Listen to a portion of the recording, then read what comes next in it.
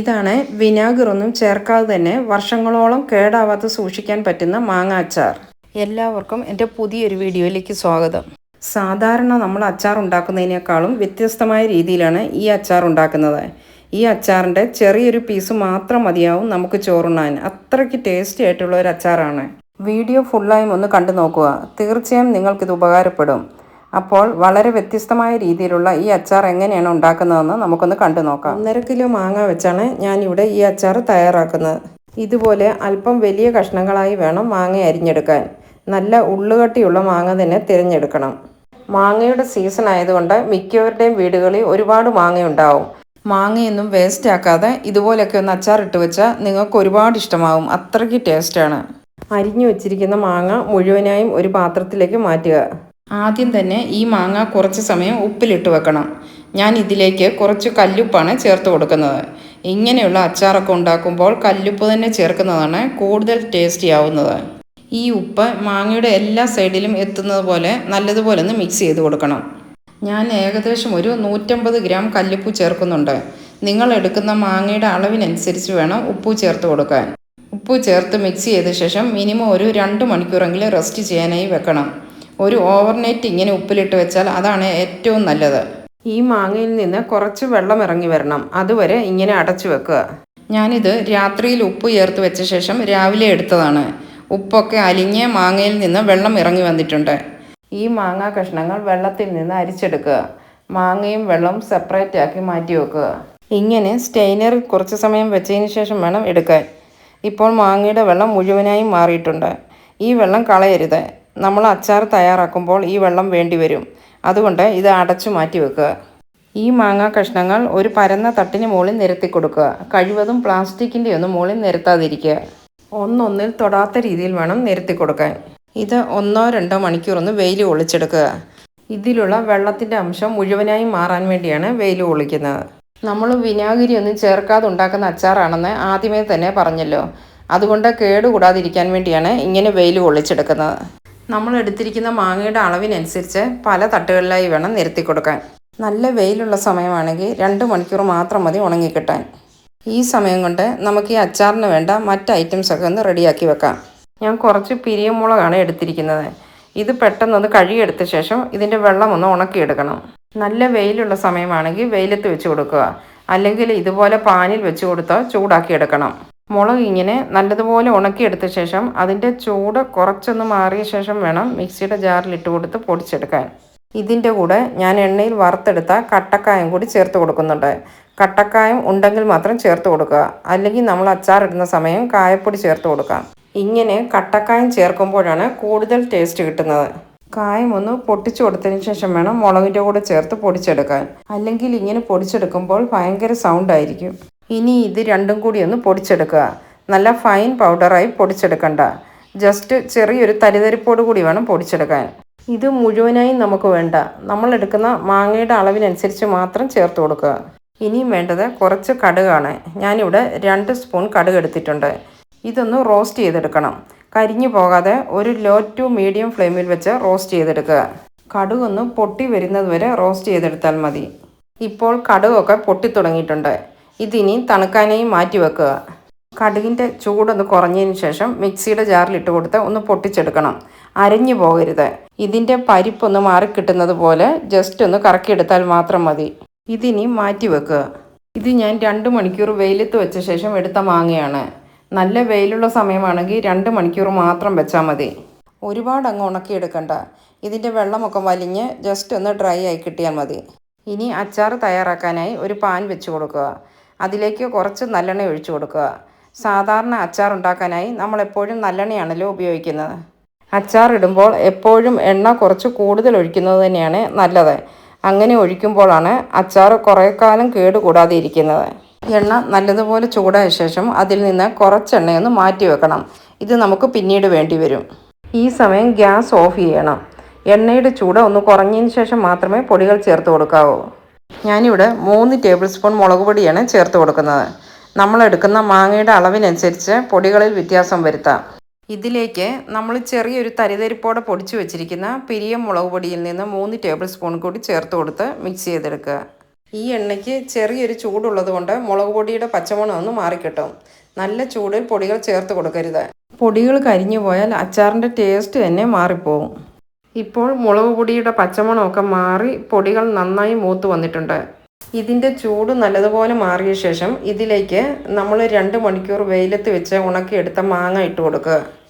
എണ്ണയുടെ ചൂട് നല്ലതുപോലെ മാറിയതിന് ശേഷം മാത്രമേ ഈ മാങ്ങാ കഷ്ണങ്ങൾ ചേർത്ത് കൊടുക്കാവൂ, അല്ലെങ്കിൽ മാങ്ങ വെന്ത് പോവും.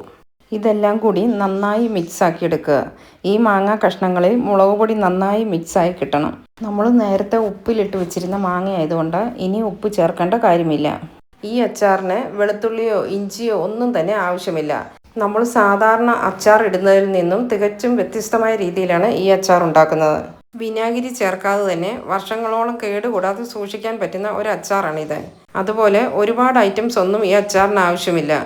നമുക്ക് ചോറിൻ്റെ കൂടെ വേറെ കറിയൊന്നും വേണ്ട, ഇത് മാത്രം മതി ചോറ് കഴിക്കാൻ. ഇതിലേക്ക് നമ്മൾ പൊട്ടിച്ചു വെച്ചിരിക്കുന്ന കടുകിൽ നിന്ന് 2 ടേബിൾ സ്പൂൺ ചേർത്ത് കൊടുക്കുക. റോസ്റ്റ് ചെയ്ത ശേഷം പരിപ്പ് വേറെയായി പൊട്ടിച്ചെടുത്തിരിക്കുന്ന കടുകാണിത്. ഇങ്ങനെ കടുക് പരിപ്പ് കൂടി ചേർത്ത് അച്ചാർ ഉണ്ടാക്കുമ്പോൾ അച്ചാർ കാണാനും നല്ല ഭംഗിയാണ്, അതുപോലെ കഴിക്കാനും അടിപൊളി ടേസ്റ്റാണ്. 2 ടേബിൾ സ്പൂൺ ഉലുവാപ്പൊടി കൂടി ചേർത്ത് കൊടുക്കുക. ഞാൻ വറുത്ത് പൊടിച്ച് വെച്ചിരിക്കുന്ന ഉലുവാപ്പൊടിയാണ് ചേർത്ത് കൊടുത്തത്. എല്ലാം കൂടി നല്ലതുപോലെ മിക്സാക്കി എടുക്കണം. ഇപ്പോൾ എല്ലാം നല്ലതുപോലെ മിക്സാക്കി എടുത്തിട്ടുണ്ട്. നിങ്ങൾക്ക് കാണുമ്പോൾ അറിയാം അച്ചാർ നല്ല ഡ്രൈ ആയിട്ടാണ് ഇരിക്കുന്നത്. അച്ചാറാകുമ്പോൾ കുറച്ച് ഗ്രേവി വേണം. ഗ്രേവിക്ക് വേണ്ടി നമുക്കിതിലേക്ക് മാങ്ങാ കഷ്ണങ്ങൾ ഉപ്പിലിട്ടപ്പോൾ അതിൽ നിന്നും അരിച്ചെടുത്ത ഉപ്പുവെള്ളം ചേർത്ത് കൊടുക്കാം. ഇത് കുറച്ചായി ചേർത്ത് കൊടുത്ത് മിക്സ് ചെയ്തെടുക്കുക. നിങ്ങൾക്ക് എത്രമാത്രം ഗ്രേവി ആവശ്യമാണോ അതിനനുസരിച്ച് ഉപ്പുവെള്ളം ചേർത്ത് കൊടുക്കുക. ഉപ്പുവെള്ളം മുഴുവനായും ഞാൻ ഇതിലേക്ക് ചേർത്ത് കൊടുത്തിട്ടുണ്ട്. മാങ്ങാ കഷ്ണങ്ങളിൽ ഉപ്പൊക്കെ പിടിച്ചിട്ടുണ്ടെങ്കിലും ഈ അച്ചാർ ഉടനെ തന്നെ ഉപയോഗിച്ചാൽ അത്രയ്ക്ക് ടേസ്റ്റ് കിട്ടില്ല. കുറഞ്ഞതൊരു 2 ആഴ്ചയെങ്കിലും വെച്ചിട്ട് ഉപയോഗിക്കുമ്പോഴാണ് മസാലയൊക്കെ അതിൽ പിടിച്ചിട്ട് ഒന്ന് സെറ്റായി കിട്ടുമ്പോൾ ഒരു അടിപൊളി ടേസ്റ്റ് തന്നെയാണ്. ഈ സമയം ഞാൻ ഇതിലേക്ക് അല്പം കൂടി കായപ്പൊടി ചേർത്ത് കൊടുക്കുന്നുണ്ട്. നമ്മൾ നേരത്തെ കട്ടക്കായം ചേർത്ത് തയ്യാറാക്കിയ മുളക് പൊടി മുഴുവനായും ചേർത്തിട്ടില്ലായിരുന്നു, അതുകൊണ്ടാണ് അല്പം കൂടി കായപ്പൊടി ചേർത്തത്. മറ്റ് ഉപ്പിലിട്ടതുണ്ടാക്കുന്നത് പോലെ ഒരുപാട് വെള്ളമൊന്നും ഉണ്ടാവില്ല. നല്ല തിക്കായിട്ടുള്ള ഒരു ഗ്രേവി ആയിട്ടാണ് കിട്ടുന്നത്. ഇതിൻ്റെ ഒരു കഷ്ണം മാത്രം മതി ഊണ് കഴിക്കാനായിട്ട്, അത്രയ്ക്ക് ടേസ്റ്റാണ്. അപ്പോൾ ഇത്രയേ ഉള്ളൂ. വളരെ എളുപ്പത്തിൽ നമുക്ക് തയ്യാറാക്കാൻ പറ്റുന്ന നല്ല ടേസ്റ്റി ആയിട്ടുള്ള, ഒട്ടും വിനാഗിരി ഒന്നും ചേർക്കാത്ത, മാത്രമല്ല കൂടുതൽ കാലം നമുക്ക് സൂക്ഷിച്ചു വെക്കാനും പറ്റുന്ന മാങ്ങാച്ചാർ ഇവിടെ റെഡി ആയിട്ടുണ്ട്. നമ്മൾ കടകളിൽ നിന്നൊക്കെ അച്ചാർ വാങ്ങുമ്പോൾ ഇതുപോലെ തിക്കായിട്ടുള്ള ഒരു ഗ്രേവി ആയിട്ടായിരിക്കും ഇരിക്കുന്നത്.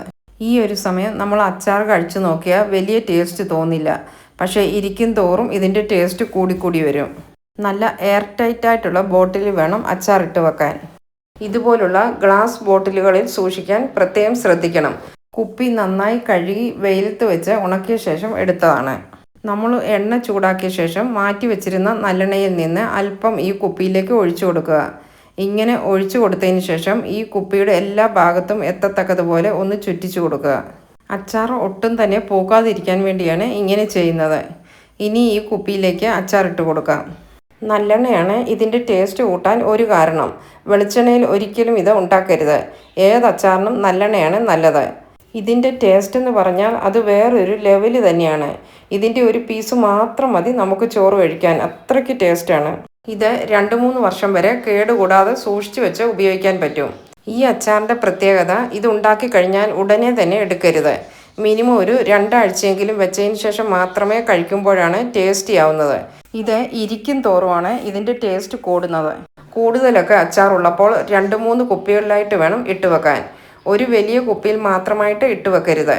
കഴിവതും പ്ലാസ്റ്റിക് ജാറുകളിൽ അച്ചാറുകൾ സൂക്ഷിക്കരുത്. അച്ചാർ വെക്കുന്ന പാത്രത്തിലും അച്ചാർ എടുക്കുന്ന സ്പൂൺ എല്ലാം ഒട്ടും തന്നെ വെള്ളത്തിൻ്റെ അംശം ഉണ്ടാവാൻ പാടില്ല. നമ്മൾ സൂക്ഷിച്ച് ഉപയോഗിച്ചാൽ ഈ അച്ചാർ ഫ്രിഡ്ജിലൊന്നും വെക്കാതെ തന്നെ പുറത്ത് തന്നെ ഒരു കേടും കൂടാതെ നമുക്ക് സൂക്ഷിക്കാം. ഒരു ടിഷ്യൂവോ മറ്റോ ഉപയോഗിച്ച് കുപ്പിയുടെ വക്കിലുള്ള അച്ചാറൊക്കെ തുടച്ചു മാറ്റണം.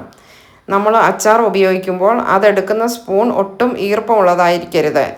നല്ല ഉണങ്ങിയ സ്പൂൺ കൊണ്ട് മാത്രമേ എടുക്കാവൂ. ഇതൊക്കെ ഒന്ന് ശ്രദ്ധിച്ചാൽ നമുക്ക് ഒരു കേടും കൂടാതെ ഒരുപാട് നാൾ ഈ അച്ചാർ ഉപയോഗിക്കാൻ പറ്റും. ഇനി ഇതിനു മുകളിലായി നമ്മൾ റോസ്റ്റ് ചെയ്ത ശേഷം പൊട്ടിച്ചു വെച്ചിരുന്ന കടുക് പരിപ്പില്ലേ, അതിൽ നിന്ന് 1 സ്പൂൺ എടുത്ത് ഇങ്ങനെ വിതറി കൊടുക്കണം. മുകളിലായി ബാലൻസ് ഇരിക്കുന്ന നല്ലെണ്ണ കൂടി ഒഴിച്ചു കൊടുക്കുക. ഒരു കോട്ടൺ തുണി ഈ നല്ലെണ്ണയിൽ മുക്കിയ ശേഷം വേണമെങ്കിലും മുകളിലായി ഇട്ട് കൊടുക്കുക. അച്ചാറിൻ്റെ മുകളിലായി എപ്പോഴും എണ്ണ പൊങ്ങി നിൽപ്പുണ്ടാവണം. എണ്ണ ഇങ്ങനെ പൊങ്ങി നിൽക്കുമ്പോഴാണ് അച്ചാർ കേടാവാതെ പൂപ്പലൊന്നും പിടിക്കാതെ വർഷങ്ങളോളം ഇരിക്കുന്നത്. എനിക്ക് 1.5 കിലോ മാങ്ങ കൊണ്ട് ഇതുപോലുള്ള 2 ബോട്ടിലുകളിലായി നിറയ്ക്കാനുള്ള അച്ചാർ കിട്ടിയിട്ടുണ്ട്. നമുക്ക് എപ്പോഴും എടുക്കാനുള്ളത് ഒരു ചെറിയ കുപ്പിയിലായി മാറ്റി വെക്കുക. ഇങ്ങനെ മാറ്റി വെക്കുന്ന സമയം മുകളിലത്തെ എണ്ണ കുറഞ്ഞാൽ അല്പം നല്ലെണ്ണ ചൂടാക്കിയ ശേഷം തണുപ്പിച്ച് മുകളിലായി ഒഴിച്ചു കൊടുക്കുക. ഇത് മിനിമം ഒരു 2 ആഴ്ച വരെ മൂടി തുറക്കാതെ വെക്കുക. 2 ആഴ്ച കഴിഞ്ഞ് മാത്രമേ ഉപയോഗിക്കാവൂ. ഇതിൽ നല്ലെണ്ണ ഉപയോഗിച്ചിരിക്കുന്നത് കൊണ്ട് ഒരുപാട് വർഷങ്ങൾ കേടുകൂടാതെ നമുക്ക് സൂക്ഷിച്ചു വെക്കാൻ പറ്റും. ഇത് ഇരിക്കും തോറും ടേസ്റ്റ് കൂടുന്ന അച്ചാറാണ്. ഒട്ടും വെള്ളമയമില്ലാത്ത നല്ല ഡ്രൈ ആയിട്ടുള്ള സ്പൂൺ കൊണ്ട് അച്ചാർ എടുക്കാൻ പ്രത്യേകം ശ്രദ്ധിക്കണം. നിങ്ങൾ ഉറപ്പായും ഈ അച്ചാർ ഒന്ന് ട്രൈ ചെയ്ത് നോക്കണം. നിങ്ങൾക്ക് തീർച്ചയായും ഇഷ്ടപ്പെടും. ട്രൈ ചെയ്ത ശേഷം നിങ്ങളുടെ ഫീഡ്ബാക്ക് അറിയിക്കാനും മറക്കരുത്. പുറത്തു പോകുന്നവർക്കും ഹോസ്റ്റലിൽ നിന്ന് പഠിക്കുന്ന കുട്ടികൾക്കുമൊക്കെ കൊടുത്തുവിടാൻ പറ്റിയ അടിപൊളി ഒരു അച്ചാറാണിത്. 2 ആഴ്ച കഴിഞ്ഞുള്ള അച്ചാർ ഞാൻ കാണിച്ചു തരാം. ഇതിൻ്റെ മുകളിലായി എണ്ണ കെട്ടിക്കിടക്കുന്നത് നിങ്ങൾക്ക് കാണാൻ പറ്റും.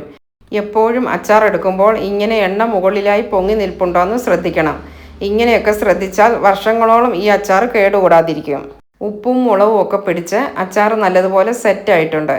ഇതുവരെ ഇതുപോലെ ഉണ്ടാക്കിയിട്ടില്ല എങ്കിൽ തീർച്ചയായും ഒന്ന് ഉണ്ടാക്കി നോക്കണം. അപ്പോൾ ഇന്നത്തെ ഈ അച്ചാറിൻ്റെ റെസിപ്പി നിങ്ങൾക്കെല്ലാവർക്കും ഇഷ്ടമായി എന്ന് കരുതുന്നു. ഇഷ്ടമായാൽ ഒന്ന് ലൈക്ക് ചെയ്തേക്കണേ. നിങ്ങളുടെ അഭിപ്രായങ്ങൾ കമൻസിലൂടെ അറിയിക്കാനും മറക്കരുത്. സബ്സ്ക്രൈബ് ചെയ്യാതെ കാണുന്നവരുണ്ടെങ്കിൽ പ്ലീസ് ഒന്ന് സബ്സ്ക്രൈബ് ചെയ്യുക. മറക്കാതെ ബെല്ലൈക്കണും ഓൾ എന്ന ഓപ്ഷനും കൂടി എനേബിൾ ചെയ്യുക. അപ്പോൾ മാത്രമേ ഞാനിടുന്ന വീഡിയോസ് ഉടനടി നിങ്ങളുടെ ഫോണിൽ നോട്ടിഫിക്കേഷനായി കിട്ടുകയുള്ളൂ. അപ്പോൾ മറ്റൊരു നല്ലൊരു വീഡിയോയുമായി നമുക്ക് വീണ്ടും കാണാം.